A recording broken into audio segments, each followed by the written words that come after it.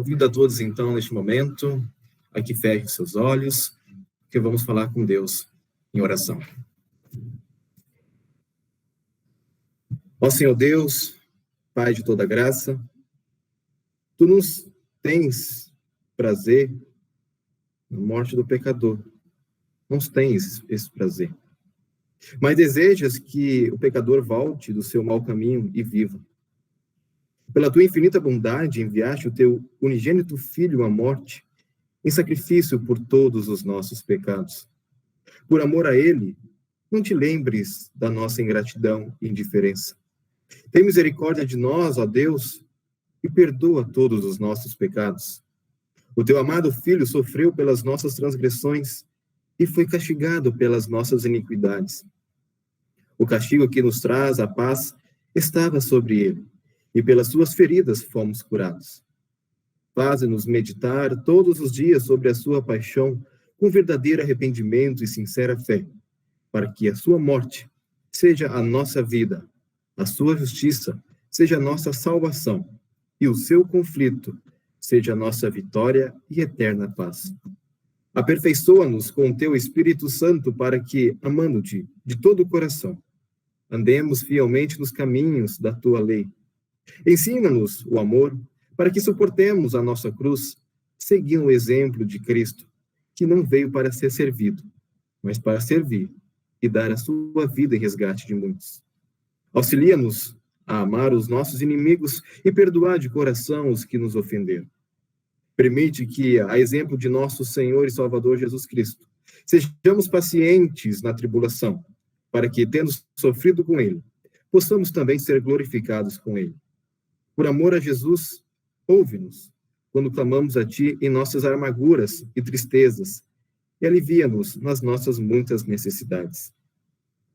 Todo-Poderoso Deus, socorro bem presente nas angústias, não permitas que o Teu povo fique apavorado, mas fortalece e conforta cada um até o fim das calamidades. Sabes o motivo pelo qual se abateu sobre as pessoas esta pandemia. Esteja com todos, os consolando, protegendo, amparando e os livrando de todos os perigos. Concede a tua bênção sobre o ministério que anuncia a reconciliação pela fé em Cristo Jesus. Que a pregação da cruz se transforme em mensagem da paz e do poder de Deus por toda a terra, para que as nações que andam em trevas sejam libertadas de seus pecados e glorifiquem o teu gracioso nome por todos os teus santos. Encoraja os pastores que pregam a tua palavra, para que sempre anunciem o Cristo crucificado, chamando os pecadores ao arrependimento e os cristãos à alegria da tua salvação. Seja a morte de teu Filho nosso conforto em nossa última hora. Concede-nos partir em paz deste mundo, a fim de ressurgirmos com ele para a vida eterna. Através de Jesus Cristo, teu Filho, nosso Senhor, que vive e reina contigo na unidade com o Espírito Santo, um só Deus, agora e para sempre. Amém. Amém. Muito obrigado, Felipe. Eu esqueci de... agora que eu estou lendo ali, o Ricardo escreveu ali que ele está se recuperando da Covid, né? Esperamos que esteja tendo uma boa recuperação, por isso que ele está aí isolado nessa cama aí, num outro quartinho, né? Deus abençoe, no final vamos orar por ele também. A dona Laura escreveu que eu tinha ido dormir, não tinha ido não, dona Laura. Ah, que pena. Gente, nós vamos iniciar agora o nosso momento, então, de estudo, e vocês fiquem à vontade. Se surgir uma dúvida no meio do estudo que seja importante satisfazer naquele momento, você pode perguntar. Agora, se for uma dúvida que não compromete, aí você espera para perguntar no final. Mas se for algo no meio que você precise para continuar entendendo, então você diz, pastor, explica mais uma vez, ou então eu não entendi direito, pode repetir. Combinados assim? E se você estiver entendendo, você deixa para perguntar lá no final, ou então fazer os comentários, os destaques que cada um queira fazer e assim por diante. Eu vou tentar hoje projetar de novo, vamos ver se hoje vai dar certo, né? Se não der certo, paciência, né? Desse jeito vocês enxergam todos os slides, né? E passa o slide, não passa? Sim, dá para ver. Desse jeito normal, passa. Se tu for colocar na flechinha, passa normal, mas... Sim, passa, né? Ok, gente, hoje vamos falar então sobre o cuidado do corpo e da mente. Nós estamos falando de mordomia e no primeiro encontro, no primeiro estudo, nós falamos sobre a mordomia de uma forma geral, que mordomia é cuidar daquilo que não é nosso, daquilo que é dos outros. No encontro da semana passada, nós falamos sobre o cuidado da vida. E nós vimos que o cuidado da vida tem a ver com viver de acordo com os propósitos de Deus. Eu quero iniciar agora mostrando para vocês essas imagens. Olha essa imagem, por exemplo. Essa imagem belíssima. O que vem à mente quando você olha para uma imagem como essa? Um rio, uma natureza, uma cachoeira. Olha uma praia paradisíaca. Essa praia é uma praia lá na Costa Rica, pelo que dizia na legenda da imagem que eu capturei. E o reino animal? Diante de um animal tão bonito como esse, a onça pintada, né? A gente fica extasiado. E para aqueles que gostam do reino animal ou do reino vegetal, olhar para as flores, as plantas, a gente sente um sentimento de êxtase, não é? A gente fica maravilhado diante da obra da criação de nosso Deus. A verdade é que, ao contemplarmos as belezas do universo, nós ficamos extasiados, porque elas são belezas multiformes, quer dizer, de muitas formas, de muitas conjecturas. Mais grandioso, porém, do que tudo isso é o corpo humano. É o mais complexo e, contudo, o mais completo organismo da Terra. Vamos olhar agora para algumas curiosidades do corpo humano. Olha que interessante, eu dei uma olhada, uma pesquisa rápida.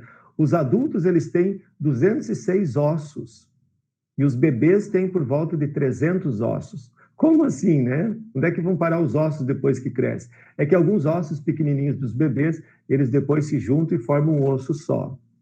O menor osso do corpo humano é o estribo, que ele fica no ouvido, e o maior é o fêmur, aquele que fica localizado na coxa. O maior órgão do corpo humano é a nossa pele. O comprimento do intestino pode ultrapassar 10 metros, você sabia disso? Aquele monte de tripa lá dentro da barriga, se esticar, são mais ou menos 10 metros ou até mais. Olha esta curiosidade, a velocidade de um espirro, né, aquele atim, agora não pode espirrar, né? Está proibido. A velocidade de um espirro é 160 quilômetros por hora. Nem os carros normais aí do dia a dia não andam a essa velocidade. Aos 25 anos, nós temos aproximadamente 125 mil fios de cabelo. Uau! Na nossa cabeça, 150 mil fios de cabelo. Quando a gente olha para uma imagem agora como essa, um feto que está sendo gerado na barriga da mãe, a gente correlaciona isso lá com o Salmo 139, versículo 14. Quando Davi, ele confessa e ele diz que de modo assombroso o Senhor o formou. E ainda no ventre da mãe, ele já conhecia. Graças te dou, visto que por modo assombrosamente maravilhoso me formaste. As tuas obras são admiráveis e a minha alma o sabe muito bem, disse Davi. Então, olhem que beleza é a vida humana, o mistério da vida humana. Apesar de que a gente contempla toda a obra da natureza e fica extasiado, nenhuma obra se compara à obra que é o ser humano. Bom, eu coloquei aqui um exemplo fantástico. Esses dias eu estava assistindo uma palestra de neurociência e eu fiquei assim admirado com uma coisa que eu aprendi, talvez você até saiba, mas eu não sabia.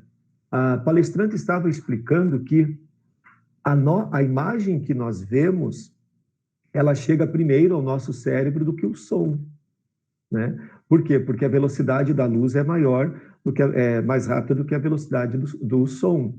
Então, por exemplo, quando a gente está vendo uma imagem e alguém está falando, como é que o cérebro faz para sincronizar?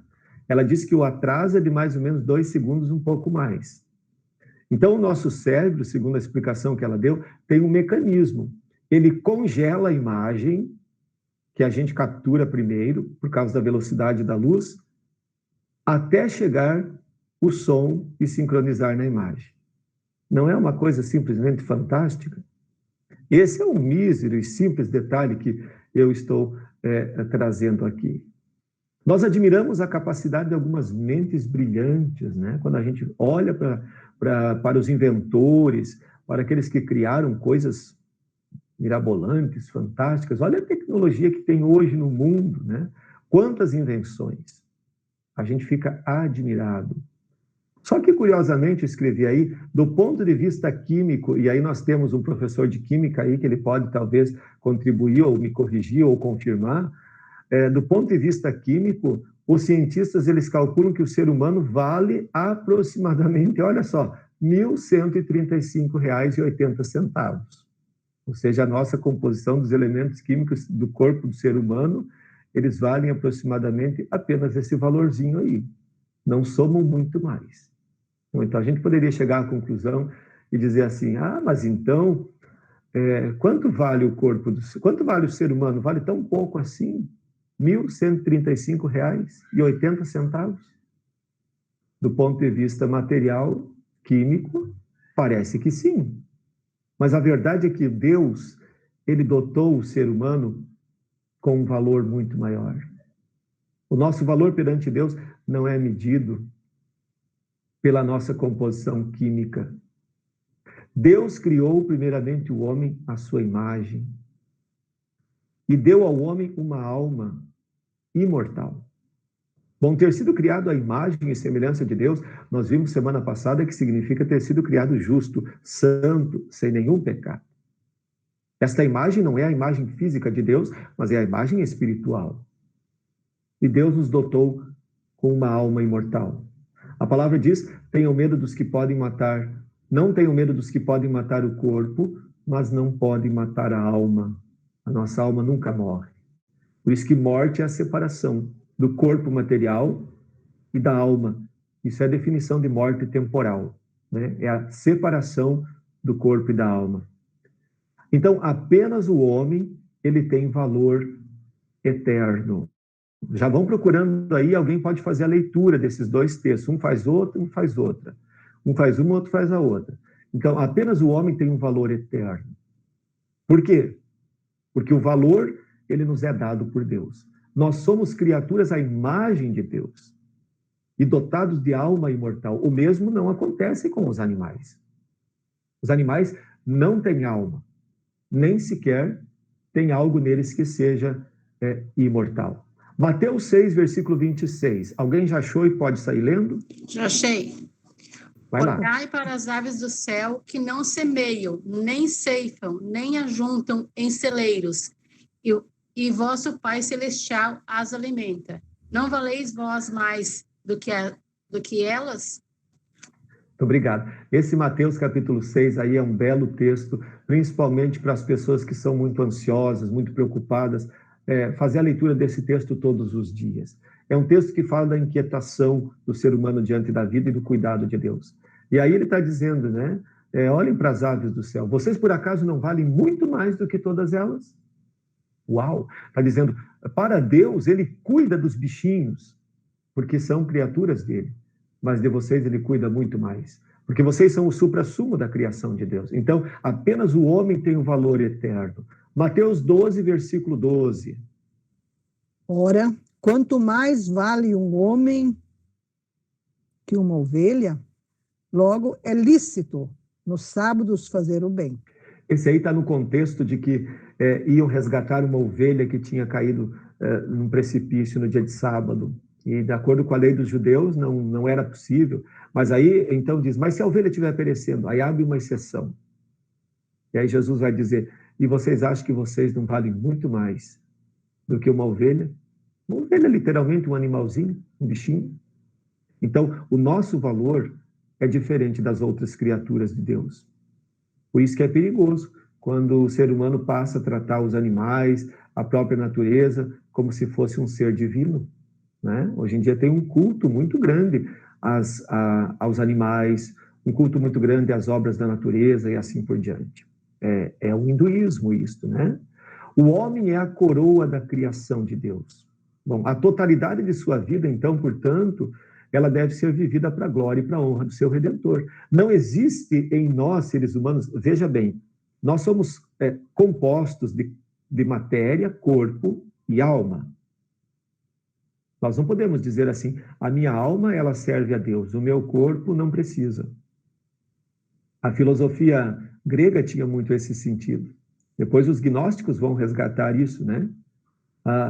Nós não precisamos cuidar do corpo, porque o corpo é material, é corrompido.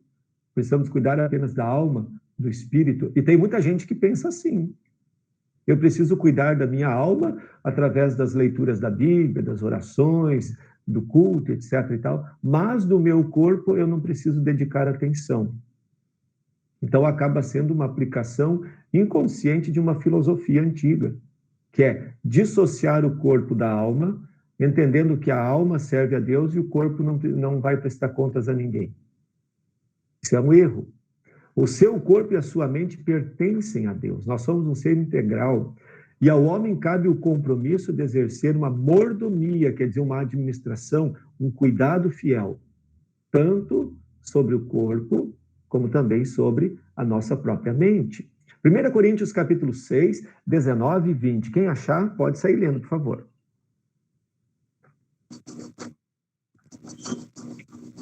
Ou não sabeis que o vosso corpo é santuário do Espírito Santo que habita em vós, o qual possui da parte de Deus e que não sois de vós mesmo?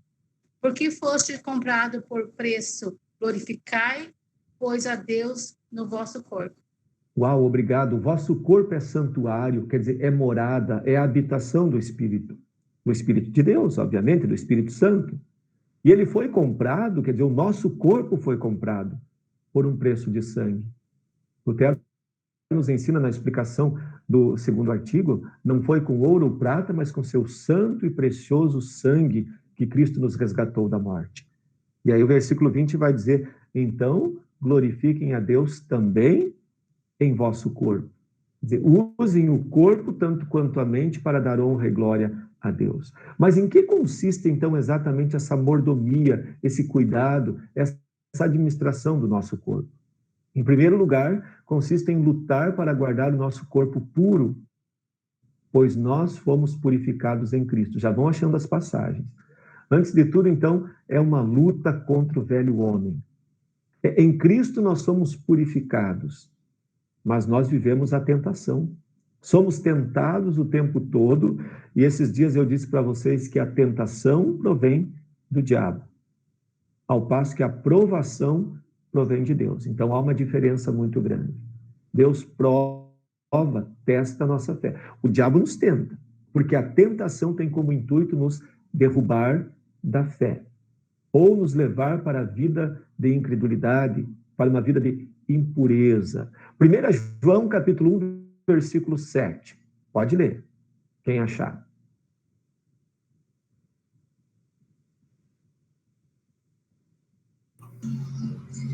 Se, porém, andamos na luz, como ele está na luz, mantemos comunhão uns com os outros, e o sangue de Jesus, seu Filho, nos purifica de todo pecado. O sangue de Jesus, seu Filho, nos purifica de todo pecado. E como é que nós nos mantemos purificados? O texto diz, se andarmos na luz. E esta luz significa andarmos com Jesus, com o seu ensinamento, com a sua palavra guardada no coração. Efésios 5, 25 a 27. Posso ler aqui? Vós, maridos, amai as vossas mulheres, como também Cristo amou a igreja, e a si mesmo se entregou por ela, a fim de santificar, tendo-a purificado com a lavagem da água pela palavra, para apresentá-la a si mesmo, igreja gloriosa, sem mácula, sem ruga, sem qualquer coisa semelhante, mas santa e irrepreensível. Sem mácula quer dizer sem nenhum defeito. E aqui ele está fazendo uma comparação. Cristo amou a igreja são as pessoas, o conjunto daqueles que creem em Cristo como seu Salvador. Cristo amou e por elas se entregou a si mesmo na cruz.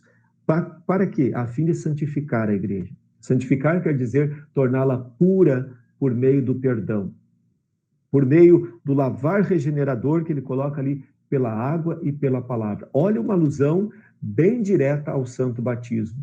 O santo batismo nos traz esse lavar purificador e regenerador de Deus. E quando nós somos lavados, então purificados o nosso corpo e a nossa mente. A gente não deveria achar que nós somos purificados apenas na mente ou apenas na alma, mas nós somos purificados de corpo e mente quando Deus nos perdoa. Pelos meios da graça, quer dizer, a palavra, o batismo e a Santa Ceia, as bênçãos da obra redentora de Cristo tornaram-se nossas, com um propósito, a fim de que nós possamos agora viver para Ele. Então, por que a gente é tornado cristão? Apenas para ter... Vão encontrando aí Romanos, enquanto eu vou falando. Por que nós somos tornados cristãos? Apenas para ter o nome lá na igreja? Apenas para ter direito ao batismo, à confirmação, ao casamento, ao sepultamento e assim por diante? É para isto? Não. Isso necessariamente não torna uma pessoa cristã. Nós somos tornados cristãos pelos meios da graça para o propósito de viver justamente para Deus. Viver para Cristo Jesus. Romanos capítulo 12, versículo 1. Achei. Rogo-vos, pois, irmãos, pelas misericórdias de Deus, que apresenteis o vosso corpo por sacrifício vivo, santo e agradável a Deus, que é o vosso culto racional. Muito obrigado. Culto racional pode ser traduzido também por culto espiritual ou verdadeiro. Essa palavra às vezes confunde para a gente compreender esse texto. Mas se você substituir o racional por verdadeiro ou por espiritual, vai ficar mais fácil. É o sentido lá no texto original. Então, eu rogo, Paulo aconselhando os cristãos de Roma, dizendo, eu rogo que vocês apresentem o vosso corpo como sacrifício vivo a Deus. Ou seja, vocês inteiros de corpo e de mente. O que é sacrifício? Sacrifício é uma doação, é um ofertar. Então, o que eu oferto para Deus? Oferto para Deus a minha vida inteira. Oferto para Deus também o meu corpo e oferto para Deus também a minha mente. E eu traduzo isso em forma de culto, verdadeiro culto espiritual. Romanos capítulo 6, versículo 3 a 6, primeiro. Deixa eu ver. Já está no novo. Quer ler? Os, porventura, ignorais que todos quantos fomos batizados em Cristo Jesus, fomos batizados na sua morte? Fomos, pois, sepultados com ele pelo batismo na morte, para que, com Cristo, foi ressuscitado dentre os mortos pela glória do Pai, assim andemos nós também em novidade de vida. Só, tem mais? Aqui, por quê? Porque se temos sido unidos a ele na semelhança de sua morte, certamente também o seremos na semelhança da sua ressurreição. Também aqui? Sabendo isso, que o nosso homem velho foi crucificado com ele, para que o corpo do pecado fosse desfeito, a fim de não servirmos mais ao pecado. Muito obrigado. Que bonito ver a dona Magda lendo, né? Esses dias oramos por ela, que estava doente, agora ela está forte a ponto de ler a palavra de Deus. Um beijo para a senhora. 12 e 13. Vejam, gente, olha que bacana. Daqui a pouco já vamos ler o 12 e 13. Esse texto, esse é um texto maravilhoso quando fala do batismo, porque ele faz uma comparação no versículo 4, que é importantíssima. Ele diz, no batismo é como se a gente tivesse sido crucificado com Jesus e tivesse sido ressuscitado agora para uma vida nova em Cristo, para andar em novidade de vida. E no versículo 5 ele vai falar que nós somos unidos nele na semelhança da morte, então nós também seremos na semelhança da sua ressurreição, isto é, um novo corpo, uma vida nova. E essa vida nova, ela se transforma ou se traduz naquilo que o versículo 6 fala, destruir o pecado e não servir ao pecado também em nosso corpo. Agora sim, os versículos 12 e 13 ainda. Não reine, portanto, o pecado em vosso corpo mortal, para que obedecerdes de suas concupiscências.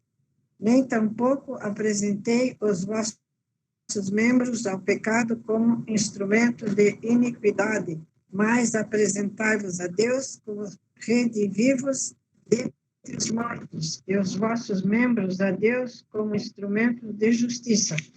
Muito obrigado. Veja, não reine o pecado em vosso corpo mortal. Isso significa que com o nosso corpo nós também podemos servir a Deus ou ao diabo. Pensa, por exemplo, na mão. Vamos pensar na simples mão. A mão que afaga uma criança, a mão que ajuda alguém a se levantar, está servindo a Deus. Pode atirar. Essa mesma mão pode dar um soco na face do seu semelhante e ela já está servindo ao pecado. A Deus ou servimos ao diabo? E quando fala em administrar, o nosso corpo tem a ver com isso. A Bíblia lista alguns pecados contra o corpo, e aqui a gente não vai ler todas as citações bíblicas porque não vai dar tempo. Mas a Bíblia fala de alguns pecados contra o corpo, como, por exemplo, a impureza, e a impureza está muito ligado também à prostituição. A bebedice, que é estar sempre entornando, né, bebendo mais do que se deve. A Bíblia não condena a bebida de álcool como, de uma maneira geral, mas ela condena a bebedeira, a embriaguez, a indecência, né? A indecência está tanto nas nossas palavras, como muitas vezes no modo de se vestir, como também nas palavras que saem da boca ou nas atitudes que o ser humano tem. Na glutonaria, isso aqui a gente às vezes não se dá conta, mas a glutonaria também é uma má mordomia do nosso corpo. Quando a gente pensa que pecado é só aqueles pecados morais. Não, a mordomia do corpo nos ensina que também é pecado quando nós cometemos o pecado da gula, por exemplo. Ou quando nós não cuidamos com aquilo que comemos e passamos a exagerar. Por exemplo, se a pessoa se alimenta todo dia de porcaria, bebendo Coca-Cola, comendo hambúrguer todos os dias, ela não está fazendo uma boa mordomia do seu corpo. Ela está usando mal o templo do Espírito Santo que Deus lhe deu. O cuidado cristão do corpo implica em disciplina. Isso é interessante. Gálatas 5:24 e Tito capítulo 2. Veja, tudo na vida requer uma disciplina.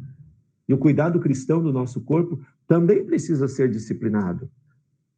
Gálatas 5:24.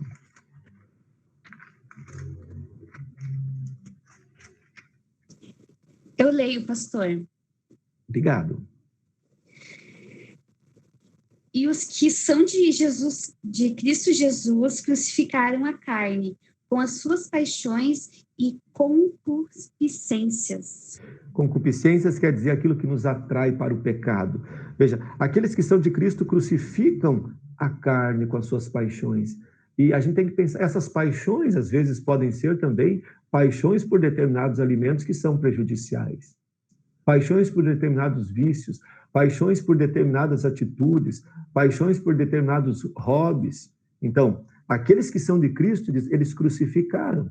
E esse crucificar dá a ideia de uma luta. Então, muitas vezes, a vida cristã também, nesse aspecto, é também uma luta verdadeira para deixar certos atos e nos disciplinar de acordo com aquilo que agrada ao nosso Deus.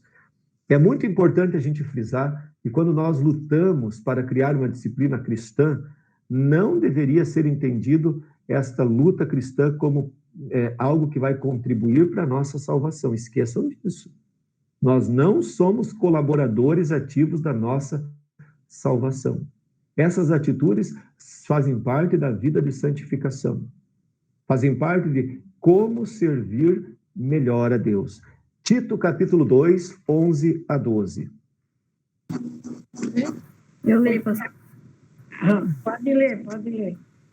Porquanto a graça de Deus se manifestou salvadora a todos os homens, educando-nos para que, renegadas as impiedades e as paixões mundanas, vivamos no presente século sensata, justa e piedosamente.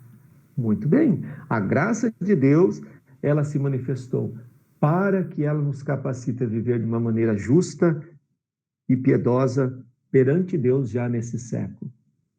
Eu copiei esse pensamento.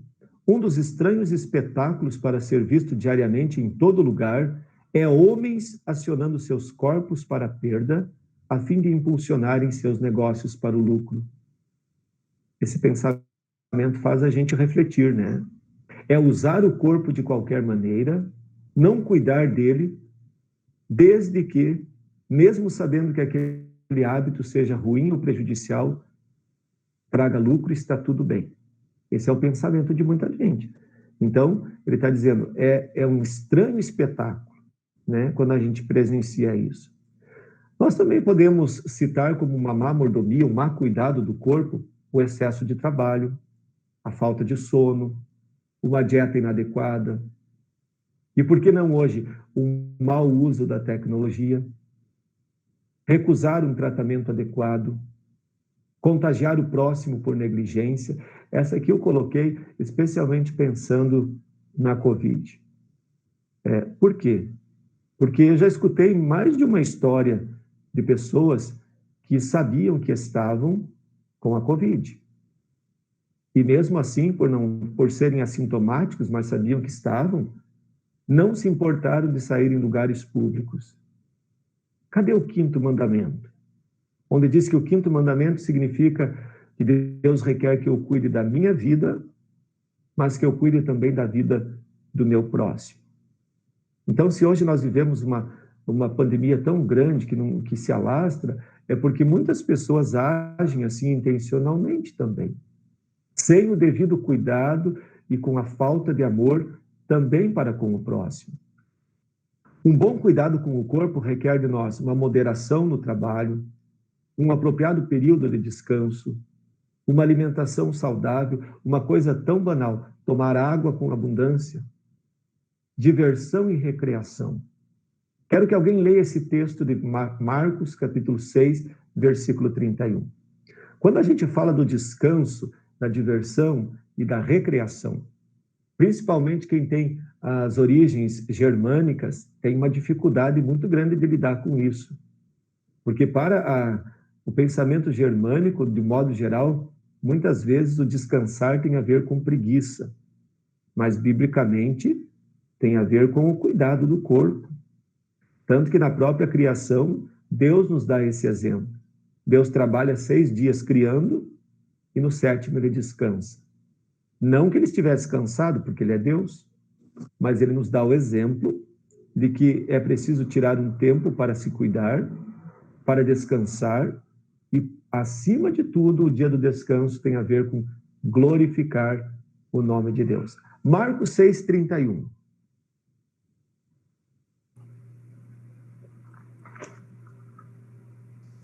Ele lhes disse: vinde repousar um pouco à parte, num lugar deserto, porque eles não tinham tempo nem para comer, visto serem numerosos os que iam e vinham. Obrigado, Ademir. Esse texto está no contexto dos milagres da obra de Jesus.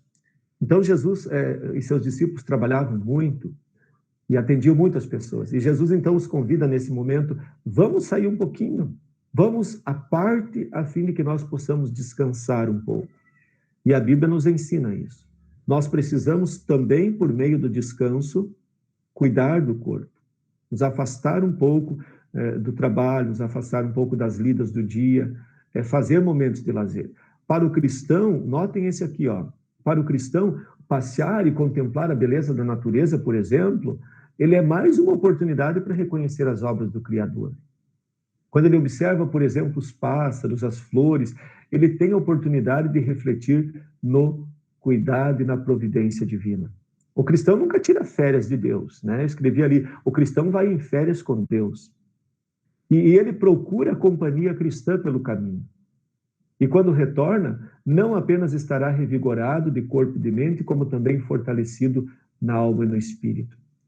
Vocês já observaram como é legal quando a gente está viajando de carro e de repente passa assim um outro carro e você vê que nela está colado um adesivo da IELB, da nossa igreja, e daí a gente pensa assim, ali naquele carro vai alguém que é meu irmão na fé. É legal, né?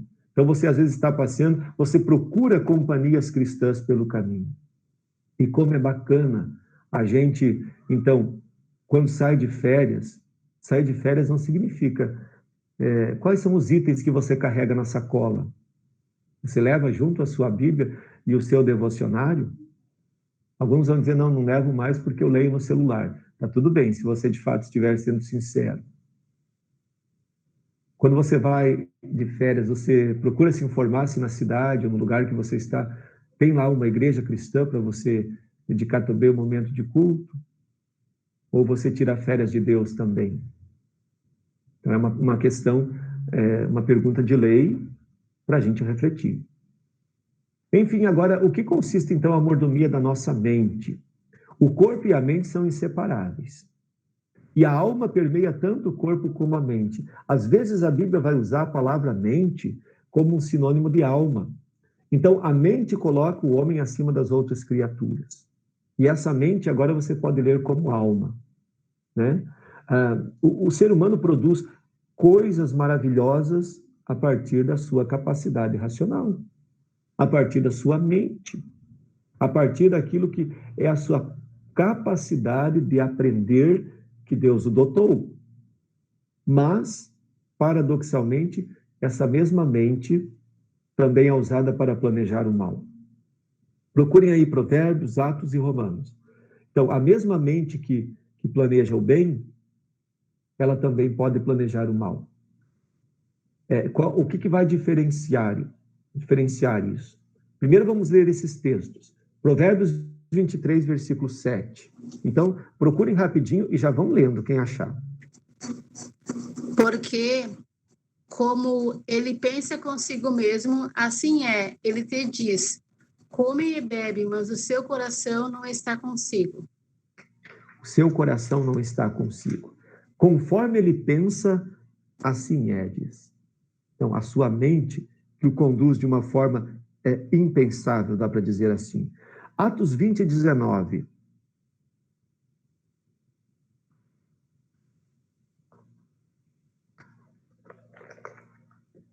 Vocês estão devagar hoje para achar os textos, hein? Deixa eu ler aqui. Servindo ao Senhor com toda a humildade, lágrimas e provações que, pelas ciladas dos judeus, lhe sobrevieram. Paulo falando das ciladas que os judeus armaram contra ele. Onde é que nascem as ciladas? Nascem na mente. O homem planeja, o homem tenta o mal. Ele planeja como vai sequestrar, ele planeja como vai roubar, ele planeja como ele pode armar uma cilada para tirar o tapete debaixo daquele que ele acha que está atravessando o seu caminho. Isso, então, está na mente. Romanos 1, 28.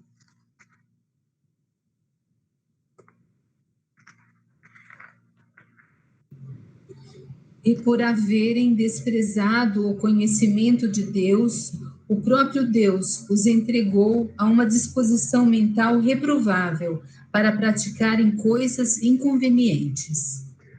Uau, que versículo, assim, triste esse, né? Por haverem desprezado o conhecimento de Deus, foram entregues para a sua própria mente. Então, por que existem mentes que planejam o mal? Porque elas estão desprezando o conhecimento da revelação da palavra de Deus. Bom, uma coisa importante, ao incrédulo ou ao impenitente, até o bem que ele faz é abominação aos olhos de Deus. Né? Então, o povo de Israel, eles também foram desprezados por Deus muitas vezes. Porque eles agiam, a prática exterior deles era de cumprir os regulamentos, mas a mentalidade deles estava afastada de Deus. E Deus abominou isso.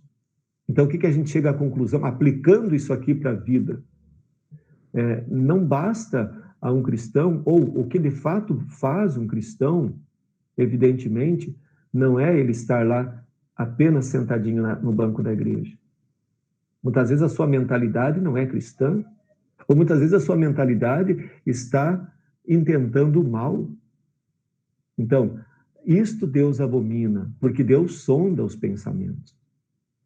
Mas agora é importante dizer que mesmo a mente do cristão, ela não é uma mente perfeita. Nós carregamos o velho homem, que é aquela inclinação que nós temos do pecado e que nos chama sempre para o pecado. né? Você já observou que ninguém precisa ensinar a gente a fazer o mal? O bem é uma luta, né? Mas o mal ninguém precisa ensinar. A gente aprende sozinho. A nossa índole humana nos leva sempre, a nossa inclinação tende sempre a interpretar as coisas da pior maneira. E nós tendemos sempre a enxergar as coisas do lado oposto à vontade de Deus. Então, Romanos capítulo 7, 19, vai dizer que o bem que eu quero não faço, o mal que eu não quero eu faço. A mordomia da mente requer de um cristão usar adequadamente a mente para os propósitos que Deus a criou.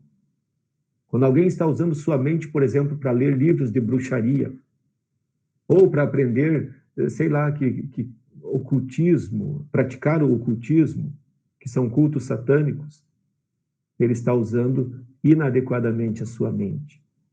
Renovar o entendimento. O entendimento só se renova pelo conhecimento da palavra de Deus.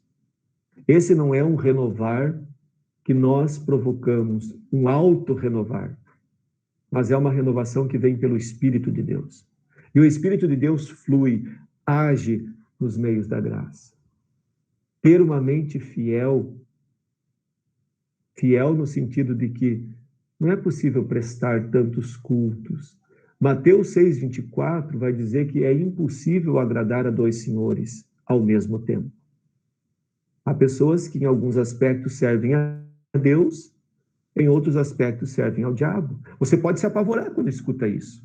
Pode dizer, nossa, mas que exagerado que está sendo pastor agora. Então vamos refletir um pouquinho.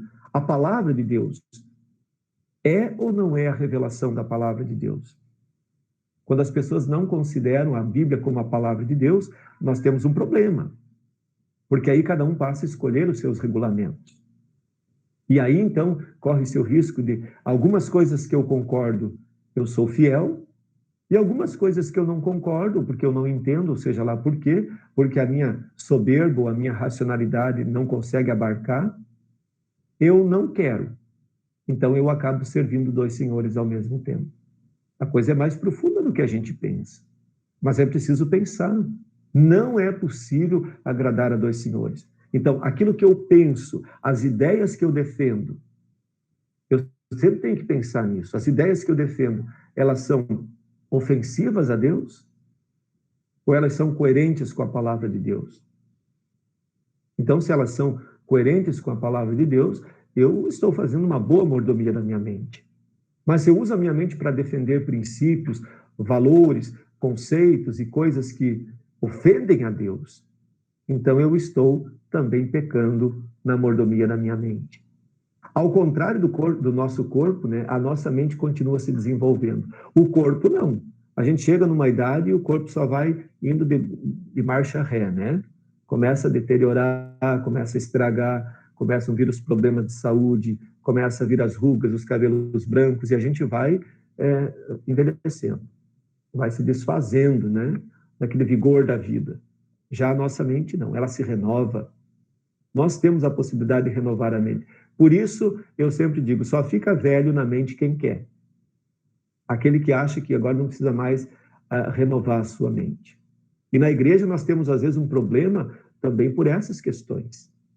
Às vezes dá conflitos de gerações, porque a nossa tendência é aprender até um certo ponto, uma certa idade, e depois achar que já está bom.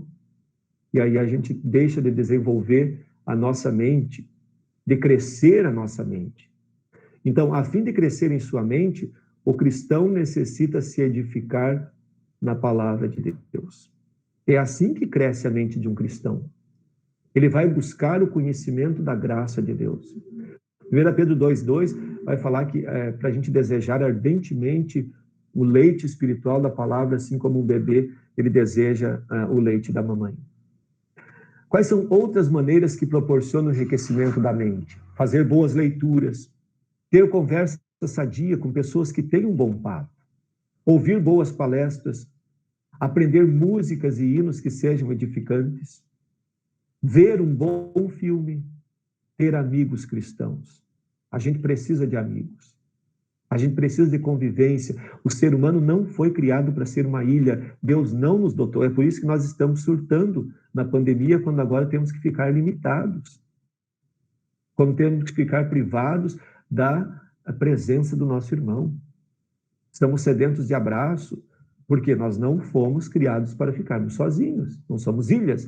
Mas também, se você não souber escolher as suas amizades, as suas companhias, as pessoas com quem você conversa, você vai minar a sua mente de maus conselhos. Você vai minar a sua mente com ideias que muitas vezes são contrárias e ofensivas a Deus. E para nós finalizarmos, gostaríamos de ler esses dois textos, Filipenses 4:8 e 1 Tessalonicenses 5:23. Então vamos lá, rapidamente encontrar esses dois textos, Filipenses 4 e 1 Tessalonicenses. Quem achou o primeiro texto pode ler.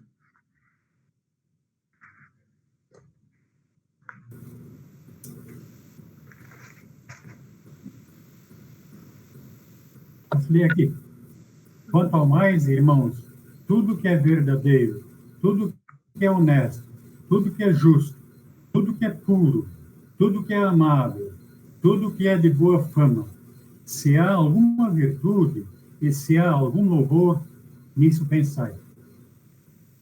Ou, como diz a tradução, seja isso que ocupe o vosso pensamento. Conselhos do apóstolo Paulo para a igreja de Filipenses e para a igreja de todos os tempos. 1 Tessalonicenses 5:23. Eu leio, pastor. Está aberto, gente? Tá. O mesmo Deus da paz vos santifique em tudo, e o vosso espírito, alma e corpo sejam conservados íntegros e irrepreensíveis na vinda de nosso Senhor Jesus Cristo. Muito obrigado. Que linda esta palavra. Que o mesmo Deus que nos dá a paz, e essa paz tem a ver com salvação, com cura espiritual, Ele vos santifique em tudo, para que vocês sejam conservados íntegros no pensamento, na alma e no corpo, para aguardar a vinda do Senhor Jesus. Queridos irmãos, usar o corpo e usar a mente para o propósito divino também faz parte da vida cristã. E a gente precisa olhar para a palavra e aprender dela a como fazer isso. Mas não esquecer que quem nos capacita para esse tipo de cuidado é o próprio Deus que age na sua palavra. Que Deus abençoe a cada um de nós. Queridos irmãos, o que eu tinha preparado para hoje é isso. Alguém tem pergunta ou alguma colaboração a fazer antes que o Felipe ensine um pedacinho da liturgia para nós hoje? Hoje a gente vai aprender o Nunc Dimittis. Aí eu só quero dar uma pequena explicação do que, porque é importante a gente também entender o que a gente canta no culto, tá? O que é Nunc Dimittis, né? Após a gente receber o verdadeiro corpo e o verdadeiro sangue do nosso Senhor e Salvador Jesus Cristo, a Sagrada Liturgia nos lembra que participar desse sacramento, ele é o grande testemunho que um cristão pode dar. Por isso são ditas as palavras do apóstolo Paulo lá em 1 Coríntios 11:26. Todas as vezes que comerem este pão e beberem este cálice, vocês anunciam a morte do Senhor até que ele venha. Assim, nós despedimos do altar do Senhor em ação de graças, por ele nos ter concedido esse tão precioso dom da salvação, entoando, cantando o chamado Nunc Dimittis, o Cântico de Simeão. E por que nós cantamos este cântico e não outro qualquer? Devemos lembrar que antes do momento da comunhão na Santa Ceia, as palavras que João Batista disse ao ver Jesus se aproximando são entoadas no Agnus Dei. Poder de Deus que tira o pecado do mundo, tem piedade de nós. Pois bem, na Santa Ceia, Jesus chegou a nós. Nós pudemos ver ele no pão e no vinho e até nos alimentarmos dele. Então, no Cântico de Simeão, nós confessamos justamente isso. Vejam que Simeão disse essas palavras conforme o Evangelho segundo Lucas, capítulo 2, quando ele viu e reconheceu, por ação do Espírito Santo, que aquele menino que estava nos braços da Virgem Maria era o Salvador. Então ele disse: agora, Senhor, despedes em paz o teu servo, segundo a tua palavra, porque os meus olhos já viram a tua salvação. O mesmo acontece na Santa Ceia. Nós vemos e reconhecemos por ação do Espírito Santo, que o mesmo Cristo está verdadeiramente presente no pão e no vinho, da mesma maneira que esteve nos braços de Maria. E por isso, nós também confessamos: agora, Senhor, despedes em paz o teu servo, segundo a tua palavra, porque os meus olhos já viram a tua salvação. Então, é algo muito importante na nossa liturgia, que vale a pena a gente compreender. E aqui, a nossa igreja aqui no Brasil tem uma segunda opção de melodia, né? Nós conhecemos aquela bem básica, né? Senhor, agora despedes em paz o teu servo. E também temos essa opção que eu estou projetando para vocês. Eu vou cantar ela uma vez, depois vocês cantam junto comigo, mesmo daí de casa, tá? Agora, Senhor, despedes em paz o teu servo, segundo a tua palavra, porque os meus olhos já viram a tua salvação, a qual preparaste diante de todos os povos, luz para a revelação aos gentios e para a glória do teu povo de Israel. Glória ao Pai, ao Filho e ao Espírito Santo, como era no princípio, agora é e para sempre será, de eternidade a eternidade. Amém. Bem facinha, bem gostosa de cantar, né? Vamos de novo? Agora, Senhor, despedes em paz o teu servo, segundo a tua palavra, porque os meus olhos já viram a tua salvação, a qual preparaste diante de todos os povos, luz para a revelação aos gentios e para a glória do teu povo de Israel. Glória ao Pai, ao Filho e ao Espírito Santo, como era no princípio, agora é e para sempre será, de eternidade a eternidade. Amém. Que legal. Aí, então, já encaminhei lá no grupo do estudo bíblico, tá? Esse mesmo cântico, tocado já pelos alunos do seminário. E fica o incentivo para que todos nós aprendamos, para quem sabe no futuro a gente começar a cantar em nossos cultos. É isso. Valeu, Felipe, muito obrigado. Vamos nos dedicar a aprender a liturgia, que nós queremos em breve usar a ordem da liturgia 1 também nos nossos momentos de culto. Finalizando, então, o nosso estudo, hoje com um atraso bastante grande, o Edil me chamou a atenção que eu não fiz a lição de casa, aprendendo a fazer essa projeção, mas eu fiz do jeito que sempre fiz. Então, não sei o que deu errado. Depois vou treinar com o Vitor em separado, para a semana que vem não dar isso. Na oração de hoje, queremos incluir, então, a recuperação do Ricardo, o Ademir, que também pediu oração ali. Ademir, que Deus abençoe a tua saúde, para que ilumine os médicos também. E pelo amigo do Eduardo, o Regis, que está com leucemia e com a Covid também está hospitalizado. Vamos falar com Deus em oração? Bondoso e gracioso Deus, misericordioso Pai. Pastor. Sim? Eu gostaria de me colocar em oração também, que eu estou aqui da UTI falando com vocês. Tu está hospitalizado? Estou com trombose. Que coisa, Eduardo, que Deus olhe por ti, aí da UTI nos acompanhando. Deus te abençoe aí, tá bom? Obrigado. Deus guarde a tua vida. Obrigado. Então nós oramos a Deus. Bondoso e gracioso Deus, misericordioso Pai Celestial, nós, teus filhos, estamos agora diante da tua presença. Nós queremos te agradecer e te louvar pelo dom da vida e por todas as bênçãos que graciosamente tu derramas sobre todos nós. Obrigado por esse momento de estudo da tua palavra, por podermos rever os nossos irmãos e amigos na fé, mesmo que à distância. Bondoso Pai, olha por cada um dos teus filhos, perdoa os nossos pecados e fortalece a nossa fé. Também queremos pedir e clamar especialmente por todos aqueles que estão enfermos.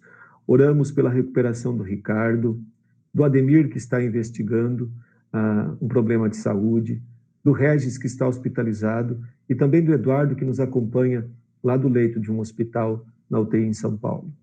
Pai bondoso, tu conheces a necessidade de cada um desses teus filhos.